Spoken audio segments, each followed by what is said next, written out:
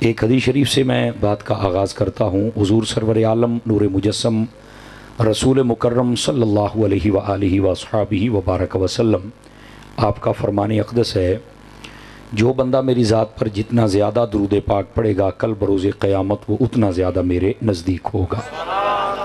اس واسطے کثرت محبت اور شوق کے ساتھ درود پاک پڑھا کریں۔ اللہ کریم ہم سب کو عمل کی توفیق عطا فرمائے۔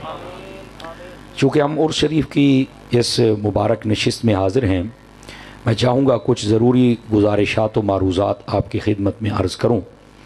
سب سے پہلے جو آیت بینہ میں نے پڑھی ہے اس کا سہارا لے کر بات کو آگے چلتے ہیں۔ اللہ رب العزت نے فرمایا الا ان اولیاء اللہ لا خوف علیہم ولا هم یحزنون، فرمایا بے شک سن لو کہ جو اللہ کے ولی ہوتے ہیں انہیں نہ کوئی خوف ہوتا ہے اور نہ کوئی غم ہوتا ہے۔ یہاں پر دو تین باتیں سمجھنے والی ہیں کہ سب سے پہلے اللہ کا ولی ہوتا کون ہے، کہ جس کے بارے میں یہ سارے فضائل قرآن مجید خود ارشاد فرما رہا ہے۔ اس کے بعد پھر غم اور خوف کی کیفیت کو سمجھیں گے۔ یاد رکھ لیں یہ جو لفظ ولی ہے اس کے بہت ساری معانی ہیں، جن میں ایک معنی مددگار بھی ہے، ایک معنی قریبی بھی ہے، ایک معنی دوست بھی ہے، ایک معنی غلام بھی ہوتا ہے، ایک معنی وارث کا بھی ہوتا ہے۔ یہ بہت سارے معنی میں استعمال ہوتا ہے۔ وہ کلام کا سیاق و سباق دیکھ کے سمجھا جا سکتا ہے کہ یہ کس معنی میں ہے۔ یہاں پر ولی بمعنی دوست استعمال ہوا ہے۔ اللہ نے فرمایا جو میرے دوست ہیں انہیں کوئی خوف اور کوئی غم نہیں ہے۔ اچھا، یہاں پر بات جو سمجھنے والی ہے کہ اللہ کے دوست ہوتے ہیں یہ جتنے ولی ہوتے ہیں، لیکن یہ بھی سمجھنا ضروری ہے ولی بمعنی یہاں دوست تو آیا ہے، تو جو اللہ کا دوست ہوتا ہے وہ کیسا بندہ ہوتا ہے۔ یاد رکھ لیں، دو لفظوں میں بات سمیٹتا ہوں۔ ولی ہوتا ہی وہ ہے جس کی ساری زندگی یا فرمان خدا کے مطابق گزرے یا مزاج مصطفیٰ کے مطابق گزرے۔ سمجھ آ رہی ہے آپ سبھی حضرات کو؟ اگر وہ اسے ہٹ کے گزارے تو وہ کسی بڑے گھر میں تو پیدا ہو گیا، یہ تو ہم بالکل اس کے ساتھ نزا نہیں کر سکتے کہ تو بڑے گھر کیوں جم پہ آئیں، لیکن وہ پیر اور پیشوا اور مقتدا اور مرشد اور امام نہیں بن سکتا، چونکہ اس کے لیے جو خاص شرائط ہوتی ہیں وہ پایا جانا ضروری ہے۔ سیدی اعلیٰ حضرت صاحب رحمۃ اللہ علیہ آپ سے پوچھا گیا کہ پیر کے لیے بھی کوئی شرائط ہوتی ہیں؟ فرمایا ہاں بالکل ہوتی ہیں۔ کون کون سی؟ فرمایا 4 شرطیں ہیں پیر کے لیے۔ توجہ فرمائیں گے فرنٹ سیٹوں والے جتنے بیٹھے ہیں، موبائلوں کو ذرا جیب میں ڈالیے، میری بات سنیے آپ حضرات۔ پہلی شرط فرمایا پیر صحیح العقیدہ سنی ہونا چاہیے، یہ پیر کی پہلی شرط ہے، سیدی اعلیٰ صاحب نے لکھی ہے۔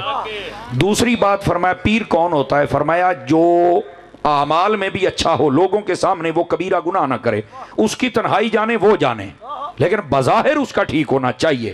سمجھ آ رہی ہے جی؟ یعنی عقیدہ بھی ٹھیک ہو، اندر بھی ٹھیک ہونا چاہیے، اور اس کا ظاہر بھی ٹھیک ہونا چاہیے۔ اور تیسرے نمبر پر فرمایا وہ قرآن کا ماہر عالم بھی ہونا چاہیے، کہ جب بھی کوئی مسئلہ پیش آئے تو وہ قرآن و حدیث کی کتابوں کو خود کھول کے وہ مسئلہ پڑھ بھی سکے، سمجھ بھی سکے، سمجھا بھی سکے، بیان بھی کر سکے۔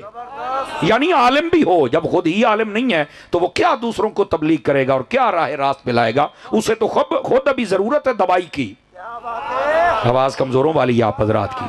پہلی شرط صحیح العقیدہ ہو، دوسرا صحیح العمل ہو، اور تیسرا وہ عالم بھی ہو، اور چوتھا فرما اس کا سلسلہ ایسا متصل ہو کہ اس سے لے کر اس کے شیخ اور اس کے شیخ سے لے کر چلتے چلتے یہ بارگاہ رسالت مآب تک سلسلہ متصل نظر آئے۔ سمجھ آ رہی ہے؟ جس میں یہ 4 شرطیں پائی جائیں فرمایا وہ بندہ پیر بن سکتا ہے، پیر بننے کے قابل ہے۔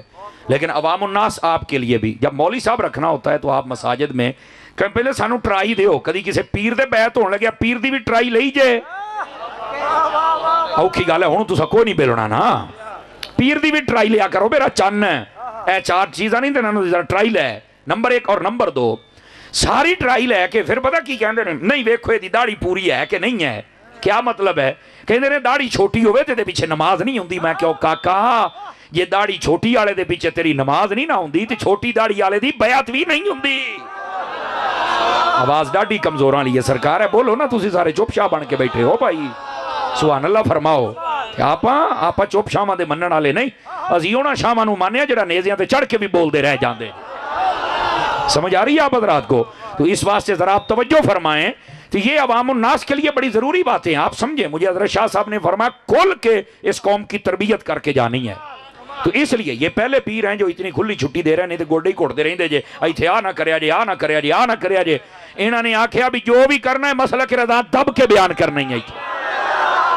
ہاتھ اٹھا کے بولیے سبحان اللہ سارے حضرات جتنے بیٹھے ہیں. تو اس واسطے ذرا اپنے تکڑے ہو کے بیٹھنا. اس لیے میں نے بات یہ اعلیٰ حضرت سے شروع فرمائی ہے. گرامی قدر حضرات، اس واسطے اگر چھوٹی داڑھی والے کے پیچھے نماز نہیں نہ ہوتی تو چھوٹی داڑھی والے کی بیعت بھی نہیں ہوتی.